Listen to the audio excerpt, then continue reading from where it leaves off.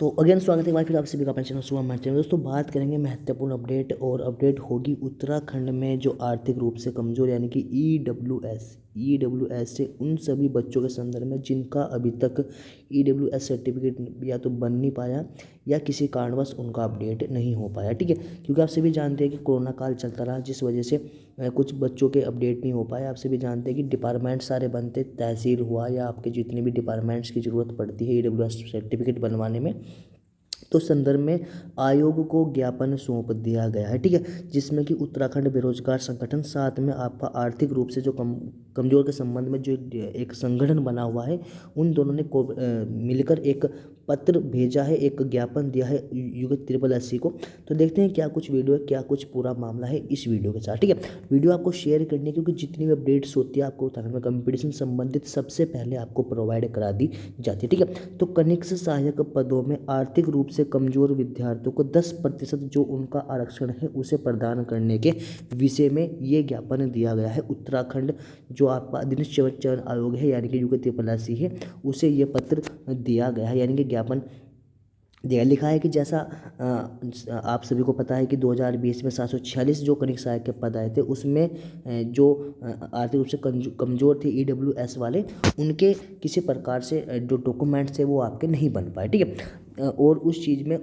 उन्हें लाभ देने के लिए ये पत्र भेजा गया है आपका संगठन, और जो आपका ये दूसरा संगठन बना है एक आर्थिक रूप से कमजोर वाला, इन दोनों ने आपस में मिलकर एक पत्र या कह सकते हैं कि ज्ञापन दिया है आयोग को। ठीक है, अब देखिए इसकी ज़रूरत आखिर पड़ी क्यों, थोड़ा सा ध्यान देंगे इसकी ज़रूरत आखिर पड़ी क्यों, क्यों हम चाहते हैं कि उन्हें मान्यता दी जाए। आप सभी जानते हैं अभी एक दिन पहले, कुछ समय पहले एक संवाद जारी करके आयोग द्वारा कहा गया है कि अगर आप अपना कोई भी प्रमाण पत्र, जैसे कास्ट का जो भी प्रमाण पत्र है, कैटेगरी का जो भी प्रमाण पत्र, चाहे वो आपका OBC हो, SC हो, ST हो या आपका EWS हो, ठीक है, अगर आप कोई भी प्रमाण पत्र लगाते हैं और आपका जो अंतिम चयन हो रहा है, जैसे बोल दैट आपका OBC में अंतिम चयन हो रहा है, तो आपका जो OBC का जो सर्टिफिकेट लगा हुआ वो आपका वैलिड होना चाहिए जिस दिन आप फॉर्म भर रहे हो। यानी जैसे सपोज कीजिए आपने 12 जनवरी को फॉर्म भरा, तो 12 जनवरी को आपका वो जो अभी सर्टिफिकेट आप लगा रहे हो, कास्ट सर्टिफिकेट या कोई भी आपका अन्य सर्टिफिकेट लगा हुआ है, यानी कि जहाँ पर आप आरक्षण का लाभ ले रहे हो, वो आपका वैलिड होना चाहिए, ऐसा करके आयोग द्वारा कहा गया है। ठीक है, तो अब उस संदर्भ में एक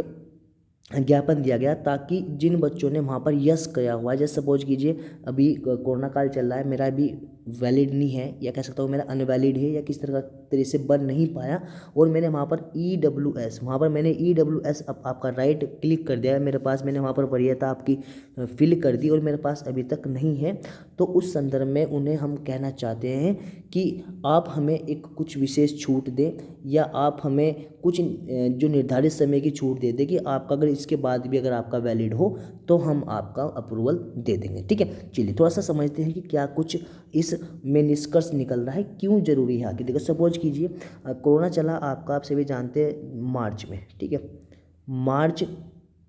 2020 में कोरोना लग गया था। ठीक है, चलिए तो आप सभी जानते हैं कि उसके बाद कोई भी डॉक्यूमेंट्स बनना आपका हो गया बंद। ठीक है, चलिए मैं मानता हूँ कि वैकेंसी आपकी आई अप्रैल में।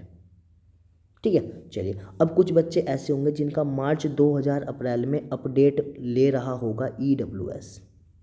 या मैं कह सकता हूँ कि कुछ बच्चों का नया बनने वाला है EWS। अब हुआ क्या, अप्रैल में वैकेंसी आ गई और अप्रैल में जो वैकेंसी आपकी आई है उसमें सर जो युग SSC है उसने नियम पारित क्या किया हुआ कि इस अप्रैल में, यानी कि इस अप्रैल में जो भी डेट है, सपोज कीजिए 1 अप्रैल से फॉर्म भरने प्रारंभ है, तो 1 अप्रैल को आपका बना होना चाहिए EWS या अन्य कोई भी जाति का या सॉरी अन्य कोई भी कैटेगरी का आपका आरक्षण का सर्टिफिकेट। चलिए अब होगा क्या, मार्च है भाई, लॉकडाउन लगा हुआ तो कैसे बन जाएगा, तो हमारा सरकार से या जो हमने पत्र भेजा है आपका युग SSC को, उनसे हमने निवेदन किया कि आप 1 अप्रैल या लिख दीजिए कि आप एक